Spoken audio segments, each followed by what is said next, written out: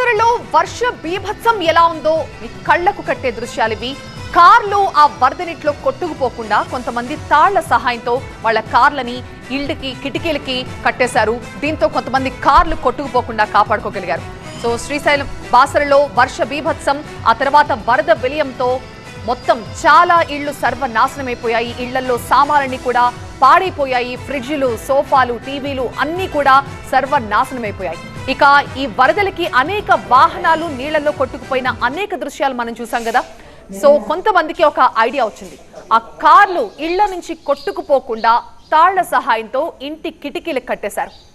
వరద పోటెత్తడంతో ఏం చేయాలో అర్థం కాక ఇలా తాళ్లతో కట్టేశామని అక్కడ స్థానికులు చెప్తున్నారు. వరద ప్రవాహంతో బాసర అతలాకుతలమైపోయింది. ఇప్పుడిప్పుడే ఆ వరద మొత్తం కూడా వెనక్కి వెళ్లడంతో అంతా ఊపిరి పీల్చుకుంటున్నారు. గోదావరి బ్యాక్ వాటర్ కారణంగా బాసరలో అనేక కాలనీలు, రహదారులు పూర్తిగా నీట మునిగిపోయాయి. ఇళ్లలో వస్తువులన్నీ కూడా తడిచిపోయాయి.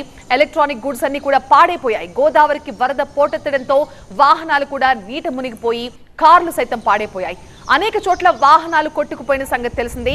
ఈ క్రమంలో కొంతమంది వరదకి కార్లు బయటికి కొట్టుకుపోకుండా ముందు జాగ్రత్తగా ఇలా తాళ్ల సహాయంతో ఇంటి కిటికీలకు కట్టేశారు.